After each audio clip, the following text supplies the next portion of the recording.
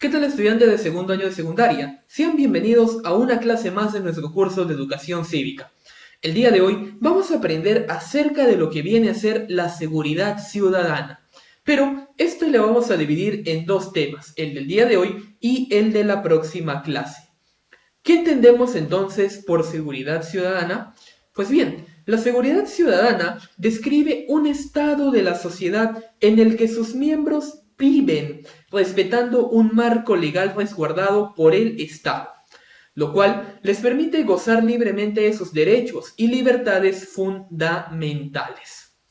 Comencemos entonces hablando acerca del concepto que se tiene de seguridad ciudadana. ¿Por qué?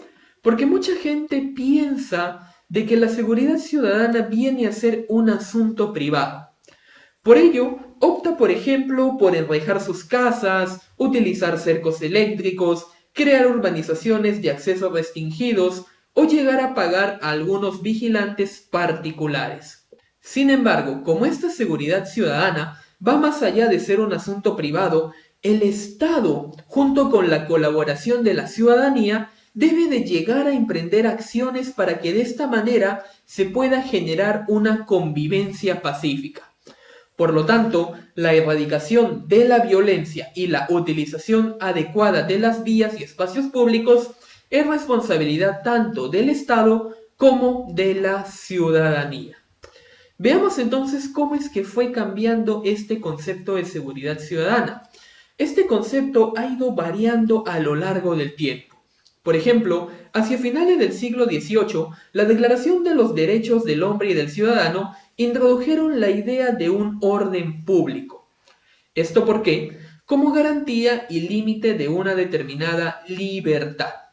Este principio consiste en que nadie puede hacer nada que llegue a perjudicar a otra persona. Por lo tanto, desde esta perspectiva, la libertad y seguridad son dos conceptos íntimamente relacionados, pues mientras la falta de seguridad impide el libre ejercicio de los derechos ciudadanos, la seguridad sin libertad no respeta los derechos de los ciudadanos. Por lo tanto, con el tiempo, la idea de un orden público evolucionó hacia la idea de una seguridad ciudadana, que se encargue de garantizar los derechos y la calidad de vida de la población. Pero hay algunos factores también que no ayudan a una seguridad ciudadana. Conozcamos cuáles son algunos de estos factores de riesgo. Por ejemplo, tenemos a la desigualdad. Y es que la pobreza no desencadena necesariamente la violencia, pero en ciertas circunstancias las llega a favorecer. Es así de que la pobreza y la desigualdad generan un proceso de marginación social, lo cual con el paso del tiempo llega a producir conflictos entre individuos y grupos sociales. Después, tenemos al quiebre de los vínculos sociales. ¿Por qué? Porque la ruptura generalmente de instituciones sociales como suelen ser la familia, la comunidad, el sistema educativo, entre otros, llega a generar vacíos que pueden ser llenados mediante cuyas influencias para que de esa manera se lleguen a desarrollar conductas violentas. Después, la urbanización acelerada. El crecimiento acelerado y desordenado de las ciudades contribuye a la inseguridad. ¿Por qué? Porque cuando no se llegan a planificar los barrios, los espacios públicos de recreación de una manera debida, prácticamente no existen. Y también hablemos, por ejemplo, del servicio de alumbrado, que por lo general llega a ser deficiente. Y como último factor de riesgo, tenemos al uso extendido de las armas.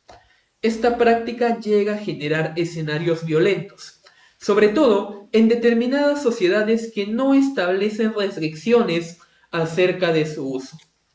Hablemos entonces cómo es que ahora nosotros podemos generar esta seguridad ciudadana. Y es que dentro de los espacios públicos, la ciudadanía puede manifestarse libremente acerca de los problemas de un determinado interés público. No obstante, los sectores más pobres de la mayoría de las ciudades llegan a tener dificultades para expresarse en ellos. ¿Por qué? Debido a muchos problemas estructurales. También tenemos aquí algunos problemas como suelen ser, por ejemplo, la discriminación y la marginación. Además, lamentablemente las instituciones públicas no implementan con firmeza las medidas necesarias que sirvan para poder salvaguardar este derecho, lo cual lógicamente deteriora las condiciones de vida urbana y también origina el surgimiento de problemas como la violencia y la inseguridad. Por lo tanto, el Estado tiene un factor muy importante con la seguridad, o mejor dicho, la inseguridad ciudadana. Para ello, el Estado debe de llegar a implementar políticas públicas, las cuales tienen que ser destinadas a combatir las desigualdades sociales en las zonas con alta incidencia de crímenes, para que de esa manera se pueda evitar el uso indiscriminado de medidas represivas. Veamos entonces cómo es que la ciudadanía hace frente a la inseguridad ciudadana. Por lo tanto, la mejor estrategia contra la inseguridad es fomentar prácticas justas que se encarguen de valorar la convivencia democrática y llegar a utilizar estas estrategias punitivas solo como un medio y no como un fin. Entonces, hasta aquí, mi querido amigo de segundo año de secundaria, vamos a dejar nuestra clase del día de hoy. Recuerda que la siguiente semana estaremos conociendo mucho más acerca de la seguridad ciudadana. Nos vemos en una siguiente lección.